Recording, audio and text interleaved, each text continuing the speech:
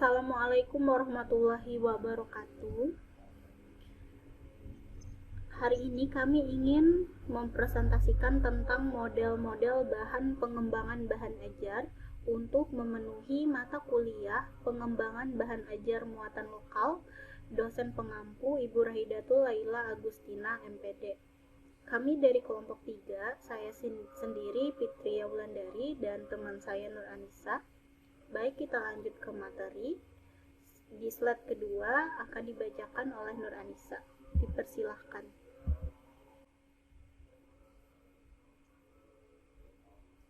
Ya, model pengembangan diartikan sebagai proses desain konseptual dalam upaya peningkatan fungsi dari model yang telah ada sebelumnya melalui penambahan komponen pembelajaran yang dianggap dapat meningkatkan kualitas pencapaian tujuan menurut Sugiarta tahun 2007. Pengembangan di sini artinya diarahkan pada suatu program yang telah atau sedang dilaksanakan menjadi program yang lebih baik. Hal ini seiring dengan pendapat yang dikemukakan oleh Adi Miharja dan Hikmat tahun 2001 dalam Sugiarta AN tahun 2007 bahwa pengembangan meliputi kegiatan memperluas kesempatan, mengakui keberhasilan dan mengintegrasikan kemajuan.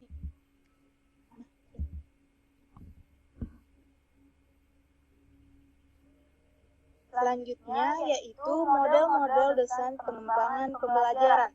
Dalam desain pembelajaran dikenal beberapa model yang dikemukakan oleh para ahli. Secara umum, model desain pembelajaran dapat diklasifikasikan ke dalam model yang pertama yaitu model bereorientasi kelas. Biasanya ditunjukkan untuk mendesain pembelajaran level mikro yang hanya dilakukan setiap 2 jam pembelajaran atau lebih.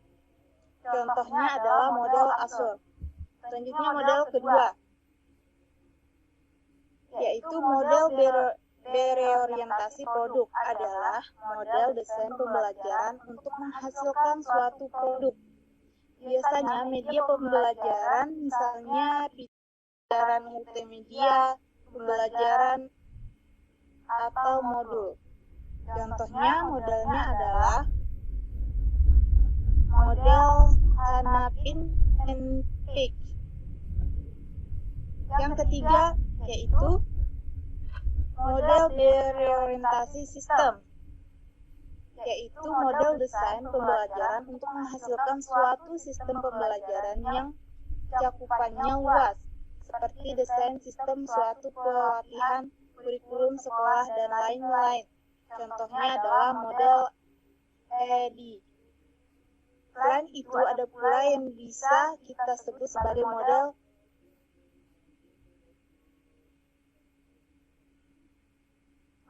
prosedural dan model melingkar. Contohnya yaitu dari model prosedural adalah model Bix and Carry, sementara contoh model melingkar adalah model CAM. Adanya variasi model yang ada ini sebenarnya juga dapat menguntungkan kita. Beberapa keuntungan itu antara lain adalah kita dapat memilih dan menerapkan salah satu model desain pembelajaran yang sesuai dengan karakteristik yang kita hadapi di lapangan. Selain itu juga, kita dapat mengembangkan dan membuat model turunan dari model-model yang telah ada. Ataupun kita juga dapat meneliti dan mengembangkan desain yang telah ada untuk dicobakan dan diperbaiki. Next.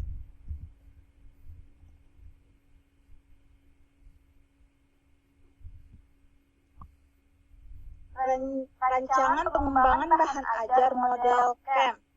Menurut et al. 1994, pengembangan bahan ajar merupakan suatu siklus yang kontinum. Pengembangan bahan ajar model ini dapat dimulai dari langkah manapun sesuai dengan siklus tersebut. Oleh karena itu, model pengembangan bahan ajar KEM ini dapat memberi kesempatan kepada para pengembang untuk dapat memulai dari langkah manapun sesuai dengan kurikulum yang berlaku. Beberapa langkah dalam penyusunan bahan ajar dalam KEM et al. 1994 yaitu yang pertama yaitu identifikasi masalah pembelajaran. Yang kedua, analisis karakteristik siswa. Yang ketiga, analisis tugas. Yang keempat, merumuskan indikator. Yang kelima, menyusun materi pembelajaran. Yang keenam, strategi pembelajaran. Yang ketujuh, pemilihan media atau sumber pembelajaran. Yang kedelapan, instrumen penilaian. 9, sumber pembelajaran. 10, pelayanan pendukung. 11, evaluasi formatif.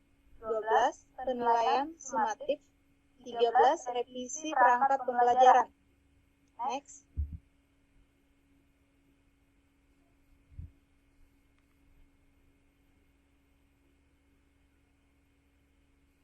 Selanjutnya yaitu rancangan pengembangan bahan ajar, model Gantt dan Briggs. Menyatakan bahwa pengembangan bahan ajar berorientasi pada rancangan sistem yang dilakukan oleh pengembangan sehingga mengutamakan prinsip keselarasan antara tujuan yang akan dicapai, strategi untuk mencapai dan evaluasi keberhasilan. Beberapa langkah dalam pengembangan bahan ajar menurut Gagne dan Briggs yaitu yang pertama, analisis dan identifikasi kebutuhan. Yang kedua, penetapan tujuan umum dan khusus. Yang ketiga, identifikasi alternatif cara memenuhi kebutuhan. Yang keempat, merancang komponen dari sistem. Yang kelima, analisis sumber-sumber yang diperlukan, sumber-sumber yang tersedia, dan kendala-kendala. Yang keenam yaitu kegiatan untuk mengatasi kendala. Ketujuh, memilih atau mengembangkan materi pembelajaran. 8, merancang prosedur penelitian murid. 9, uji coba lapangan, evaluasi formatif dan pendidikan guru. 10, penyesuaian revisi dan evaluasi lanjut. 11, evaluasi sumatif, dan 12, pelaksanaan operasional.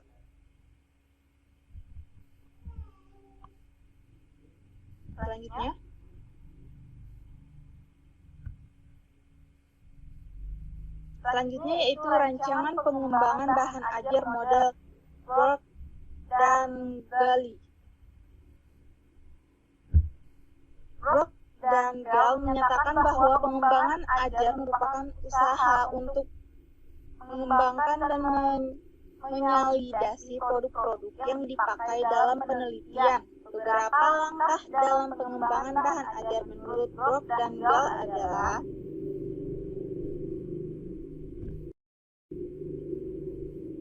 yang pertama, melakukan penelitian dan pengumpulan informasi. Kedua, melakukan perencanaan. Yang ketiga, mengembangkan bentuk awal produk. Yang keempat, melakukan uji lapangan awal. Yang kelima, melakukan revisi produk utama. Yang keenam, melakukan uji lapangan untuk produk utama. Yang ketujuh, melakukan revisi produk operasional. Yang kedelapan, melakukan uji lapangan terhadap produk final. 9, melakukan revisi produk final. 10, diseminasi dan implementasi.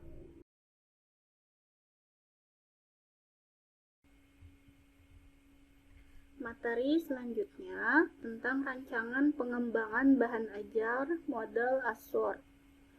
Jadi, model Assur ini merupakan suatu model yang merupakan sebuah formulasi untuk kegiatan belajar mengajar atau KBM, atau disebut juga model berorientasi kelas. Menurut Smaldino et al. Pada tahun 2008, perencanaan pembelajaran model Ustur ini meliputi 6 tahapan. Yang pertama, itu tahapan analisis learner. Nah, di sini tahapannya yaitu menganalisis siswa. Kemudian tahapan yang kedua itu state, standar, and objective. Tahapan kedua ini ialah merumuskan standar dan tujuan pembelajaran yang ingin dicapai. Kemudian yang ketiga itu select, strategis, teknologi, media, and material. Di tahap ketiga ini, kita memilih strategi, teknologi, media, dan bahan pembelajaran yang sesuai. Strategi pembelajaran harus dipilih apakah yang berpusat pada siswa atau berpusat pada guru dalam menggunakan teknologi, media, dan materi. Kemudian tahapan yang keempat itu utilis, teknologi, media, and material. Nah, di tahap ini menggunakan teknologi, media, dan material yang melibatkan perencanaan dan peran kita sebagai guru dalam menggunakan teknologi, media, dan materi. Kemudian yang kelima, require learner participation. Nah, di sini kita mengaktifkan partisipasi siswa. Belajar tidak cukup hanya untuk mengetahui, tetapi harus bisa merasakan dan melaksanakan, serta mengevaluasi hal-hal yang dipelajari sebagai hasil belajar. Upaya untuk mengaktifkan partisipasi siswa yaitu pembentukan kelompok-kelompok belajar dan memberikan kegiatan dalam suatu pembelajaran, serta penggunaan media yang menarik. Kemudian tahapan yang terakhir itu evaluate and revise. Nah, di tahapan yang ke-6 ini kita mengevaluasi dan merevisi perencanaan pembelajaran serta pelaksanaannya. Evaluasi dan revisi dilakukan untuk melihat seberapa jauh teknologi, media, dan materi yang kita pilih atau gunakan sehingga dapat mencapai tujuan yang telah kita tetapkan sebelumnya. Baik, ke materi berikutnya tentang rancangan pengembangan bahan ajar model Dick and Carey.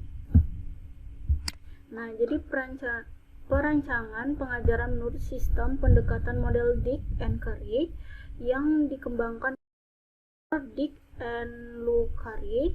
Model ini merupakan model prosedural dan model melingkar. Nah, adapun tahapan modelnya, yang pertama itu mengidentifikasi tujuan pembelajaran. Kemudian yang kedua, menganalisis pembelajaran. Yang ketiga, menganalisis siswa dan konteks. Yang keempat, merumuskan tujuan kinerja. Yang kelima, pengembangan instrumen penilaian. Yang keenam, pengembangan strategi pembelajaran. Yang ketujuh, pengembangan dan pemilihan bahan ajar. Yang kedelapan, merancang dan melaksanakan evaluasi formatif. Dan yang kesembilan, mengembangkan evaluasi sumatif. Dan yang terakhir, revisi pengajaran. Nah, baik, lanjut ke materi berikutnya tentang rancangan pengembangan bahan ajar PIN dan PEC. Nah, model ini didesain pembelajaran yang terdiri pada 3 fase menurut Hanapin dan Peck pada tahun 1988. Dalam model ini, penilaian dan pengulangan perlu dijalankan dalam setiap fase. Nah, adapun tahapan modelnya menurut Hanapin dan Peck yaitu yang pertama pada fase pertama. Nah, pada fase pertama ini kita menganalisis kebutuhan yang dilakukan dengan mengidentifikasi kebutuhan dalam mengembangkan suatu media pembelajaran, termasuk di dalamnya tujuan dan objektif media pembelajaran yang dibuat, pengetahuan dan kemahiran yang diperlukan oleh kelompok sasaran, peralatan, dan keperluan media pembelajaran. Nah, selanjutnya ada fase yang kedua. Di fase yang kedua ini yaitu fase desain informasi dan fase analisis dipindahkan ke dalam bentuk dokumen yang akan menjadi tujuan pembuatan media pembelajaran. Dan yang terakhir pada fase ketiga. pada fase ini, pengembangan dan implementasi terdiri dari penghasilan diagram alur, pengujian, serta penilaian formatif dan penilaian sumatif. Lanjut ke materi berikutnya. Dengan rancangan pengembangan bahan ajar model 4D. Nah, model pengembangan perangkat 4D, model yang disarankan oleh Tia Grajan dalam menurut Ekhana dan kawan-kawan pada tahun 2012, model ini terdiri dari 4 tahap pengembangan. Nah, jadi pertama ini ada pendefinisian. Nah, di pendefinisian ini, kegiatan pada tahap ini dilakukan untuk menetapkan dan mendefinisikan syarat-syarat pengembangan. Kemudian yang kedua, desain atau perancangan. Nah, pada tahap ini bertujuan untuk merancang perangkat pembelajaran. Kemudian yang ketiga, develop atau pengembangan. Menurut Tia Grajan dalam Ekhana dan kawan-kawan pada tahun 2012 membagi tahap pengembangan dalam 2 kegiatan, yaitu expert appraisal dan developmental testing. Nah, jadi expert appraisal ini merupakan teknik untuk memvalidasi atau menilai kelayakan rancangan produk oleh ahli dalam bidangnya. Nah, kemudian developmental ini kegiatan uji coba rancangan produk pada sasaran subjek yang sesungguhnya. Kemudian yang terakhir di sini pada model 4D itu penyebar luasan, yang diartikan sebagai penyebar luasan dalam hal berarti produk yang telah dibuat dan direvisi kemudian disebarluaskan. Nah, lanjut ke materi berikutnya, yaitu tentang rancangan pengembangan bahan ajar model ADI. Nah, salah satu model desain pembelajaran yang sifatnya lebih generik adalah model ADI atau analisis, design, develop, implement, evaluate. Nah, di sini ada 5 tahapan pengembangannya menurut ADI, yaitu analisis atau analisa. Nah, di sini artinya kita melakukan analisis kebutuhan, mengidentifikasi masalah, dan melakukan analisis tugas. Kemudian itu desain atau perancangan, yaitu merumuskan tujuan pembelajaran yang smart atau spesifik, measurable, applicable, dan realistik. Kemudian pengembangan. Pengembangan adalah proses mewujudkan desain tadi menjadi kenyataan. Nah, kemudian yang keempat itu eksekusi. Langkah nyata untuk menerapkan sistem pembelajaran yang sedang dibuat. Kemudian yang kelima, umpan balik. Nah, di sini evaluasi sebenarnya tidak hanya dilakukan di akhir tetapi di setiap tahap.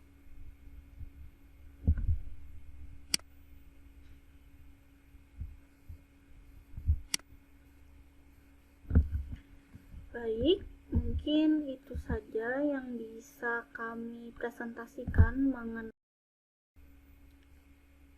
model pengembangan bahan ajar muatan lokal. Jadi tadi ada beberapa model. Nah, mungkin hanya ini. Apakah ada yang ingin disampaikan lagi, Nuranisa? Baik, kita tutup saja. Semoga presentasi kali ini bisa memberikan manfaat dan dapat menambah pengetahuan. Wabillahi taufiq wal hidayah. Wassalamualaikum warahmatullahi wabarakatuh.